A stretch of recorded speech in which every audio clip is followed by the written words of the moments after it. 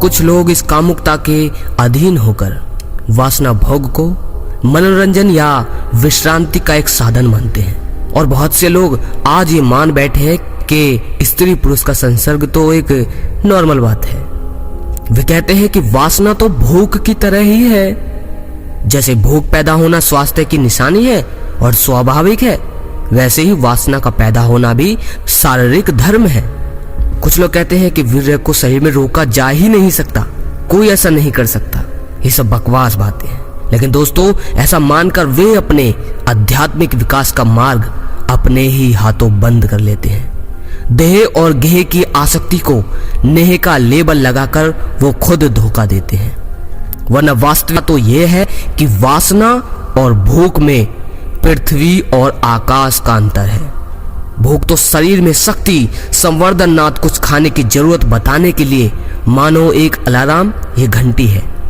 कुछ खा लेने के बाद शरीर में शक्ति का अनुभव होता है और उस शक्ति के फलस्वरूप उसमें कार्य करने की क्षमता बढ़ती है तथा उसके उत्साह और हर्ष में वृद्धि होती है। परंतु वासना भोग के बाद तो मनुष्य शक्ति का नहीं, कमजोर ही का अनुभव करता है। तब भलाई से स्वाभाविक और स्वास्थ्य के लिए लाभकारी कैसे माना जा सकता है? वासना शरीर की नहीं, मन की ही उपज है। काम वासना को मनोज अर्थात मन से पैदा हुआ माना गया है। जैसे लड़ाई के बारे में कहा जाता है कि वह मनुष्य के मन में ही पैदा होती है, वैसे ही वासना का जन्म भी मन में ही होता है। यही कारण है कि इसका संबंध मनुष्य के आचार और विचार में माना गया है।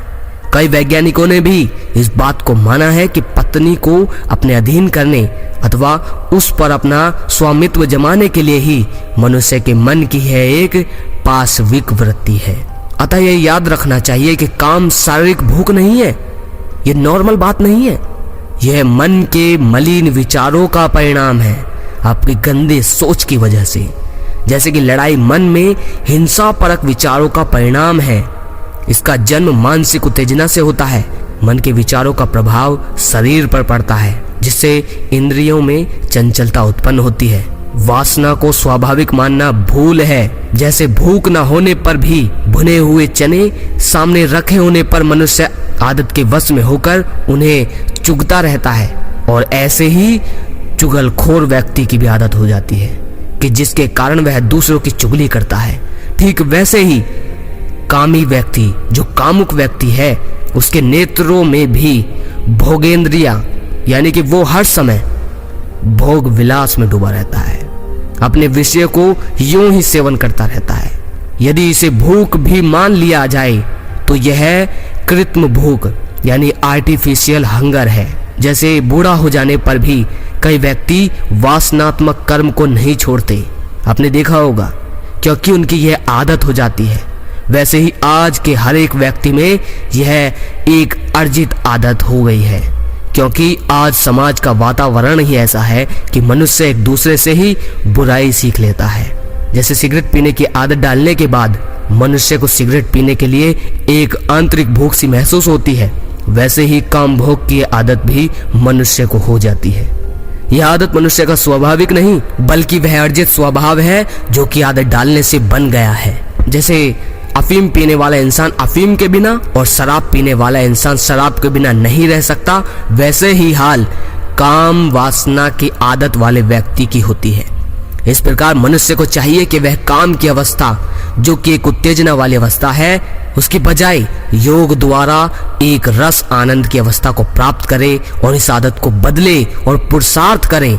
मनुष्य को यह याद रखना चाहिए कि काम विकार तो एक ऐसे नशे की तरह है जो मनुष्य के असंतोष को नष्ट कर देती है। वह उसे सपनों की दुनिया में ले जाती है, भविष्य को उनके मन से भुला देती है। आपको याद ही नहीं रहता कि मेरे आगे पीछे क्या है, मुझे फ्यूचर में कुछ करना भी है या नहीं, फिर वो मजे की तरफ भगाती है आपको, अथवा उसे मिथ्या एवं दूषित विचारों में फंसा देता है।